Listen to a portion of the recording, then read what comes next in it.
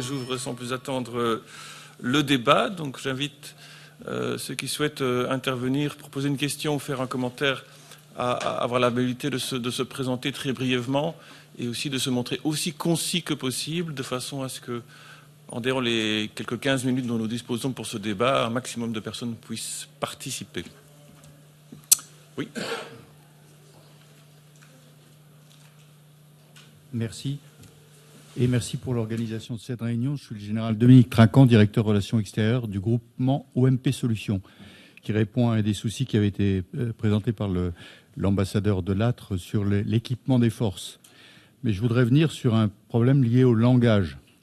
Et une remarque que je me fais à chaque fois que nous préparons des contingents francophones pour être déployés dans des pays francophones, dans lesquels le secrétariat inscrit et stipule exactement que la langue de travail est l'anglais et que le contingent est testé dans son pays francophone par des équipes anglophones qui ne parlent pas le français et qui ensuite font la remarque que ce pays qui va être déployé dans un pays francophone doit faire des efforts en anglais.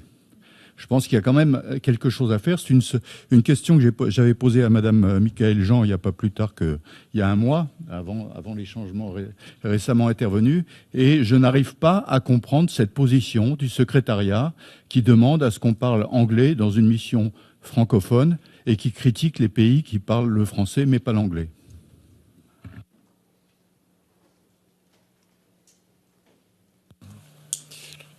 Bien. Est-ce que vous voulez répondre immédiatement ou est-ce qu'on enchaîne plusieurs questions? Je ne sais pas ce que...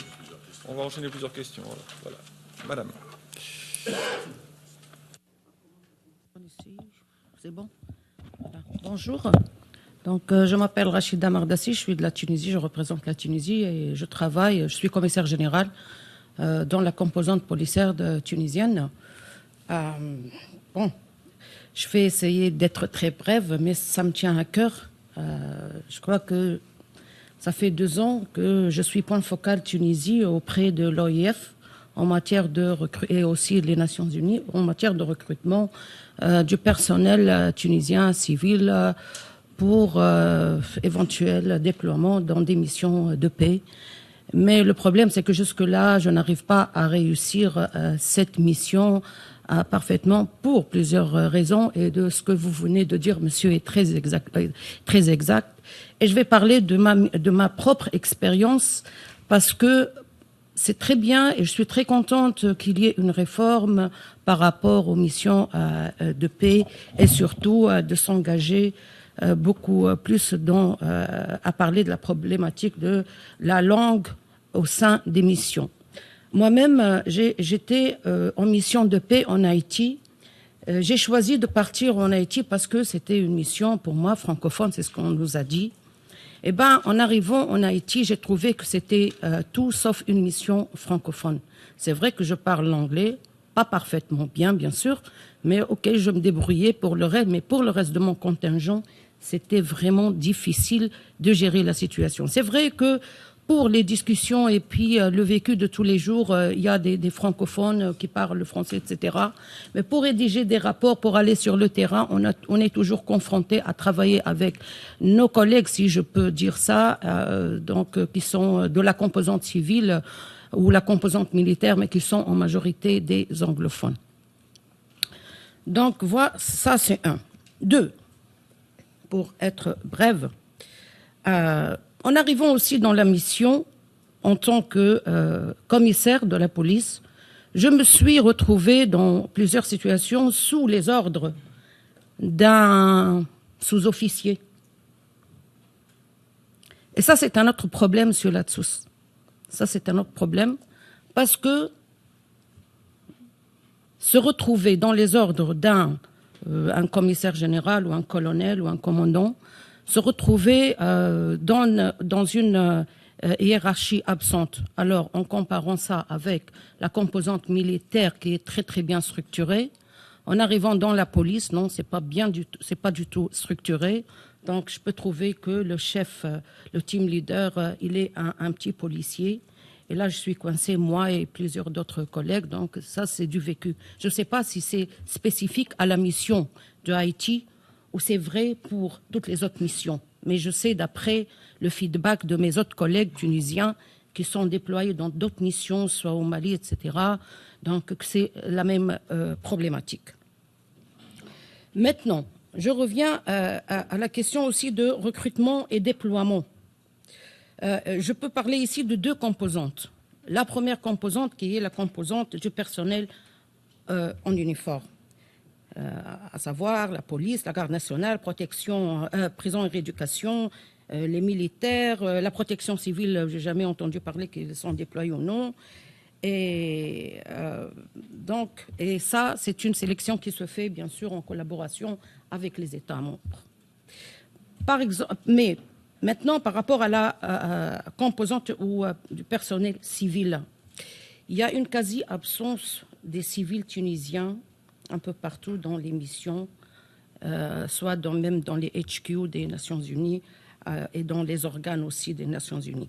J'ai cherché un peu pourquoi, depuis que je suis sur cette mission de point focal Tunisie, c'est qu'il y a une absence de ce qu'on appelle, ou ce que j'appelle personnellement, une absence de la culture des Nations Unies auprès des cadres, les hauts fonctionnaires d'État tunisiens.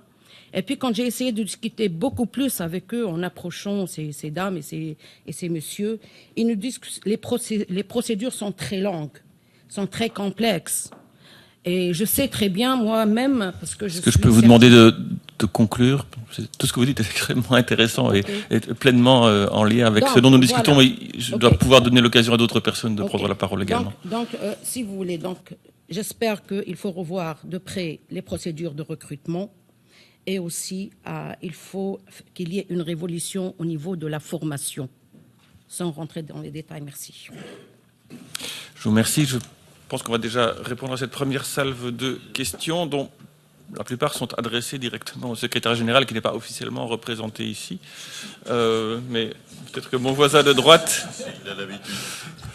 pourra assumer ce rôle, s'il vous plaît. Merci beaucoup. Merci. Je pense que pour ce qui est de ce qu'a dit le général Trinquant, c'était plus un commentaire qu'une question, je dirais. C'est pas pour botter en touche que je dis ça, mais je pense que ce que vous dites là fait beaucoup de sens et je pense qu'on est fondé à en tenir compte et à faire en sorte que ça évolue.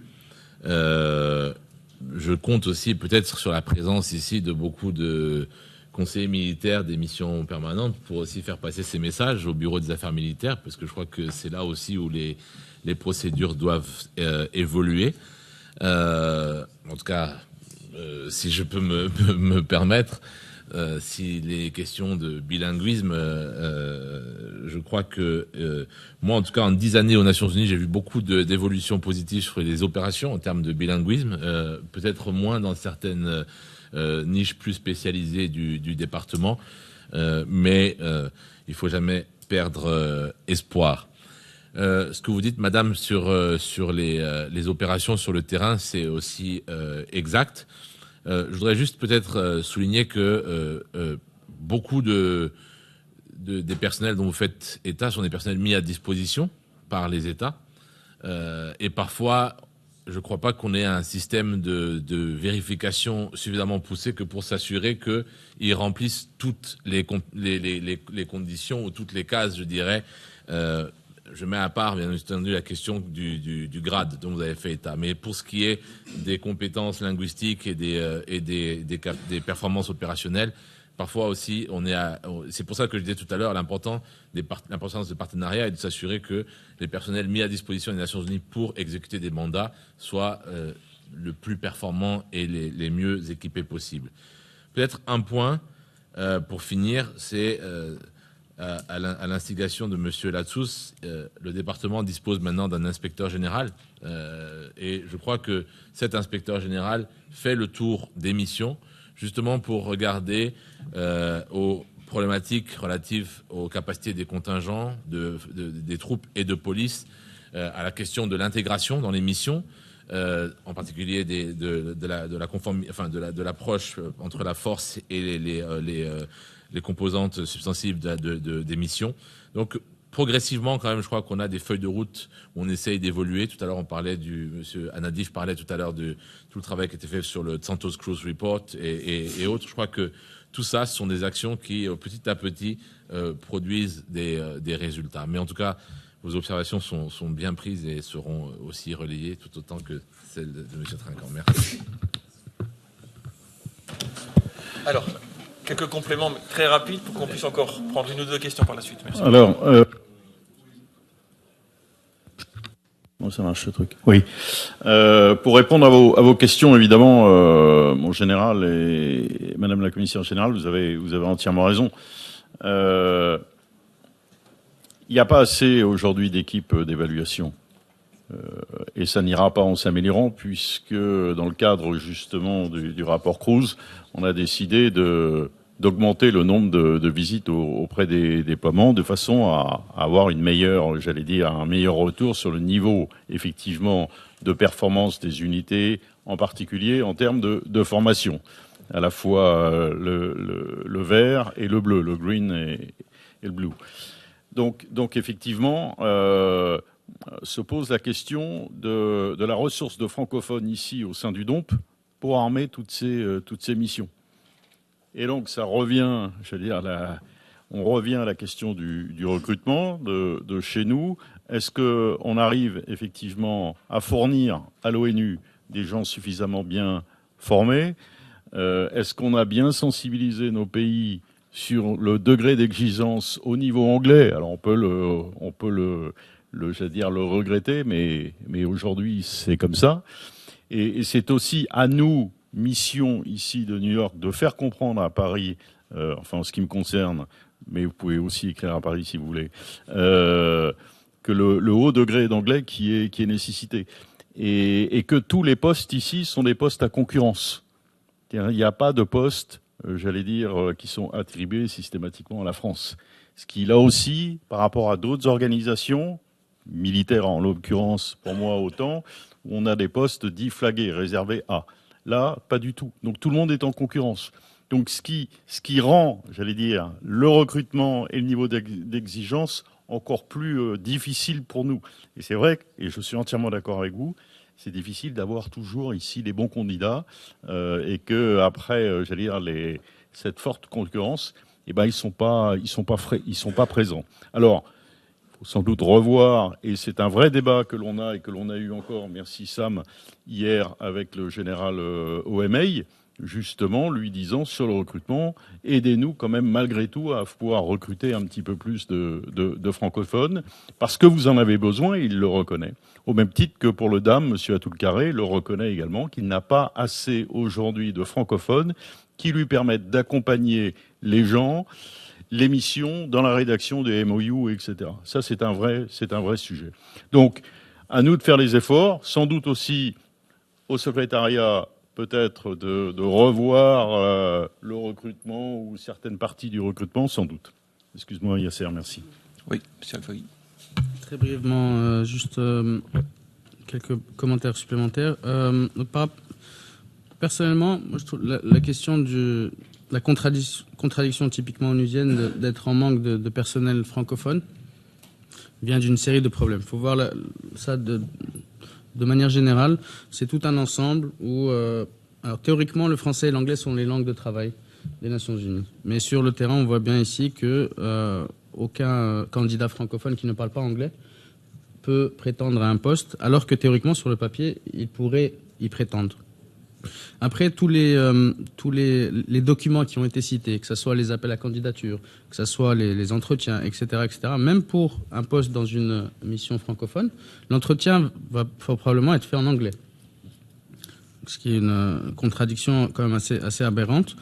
Et je pense qu'on a aussi une part de responsabilité, que ce soit les pays francophones, mais aussi l'OIF, où on devrait pouvoir soutenir d'une manière ou d'une autre, par exemple par la fourniture de traductions non officielles de tous ces documents, pour pouvoir aider les pays francophones, surtout les nouveaux entrants dans le maintien de la paix, à se familiariser davantage, que ce soit avec les documents, que ce soit avec toutes les complexités et les méandres de l'administration onusienne.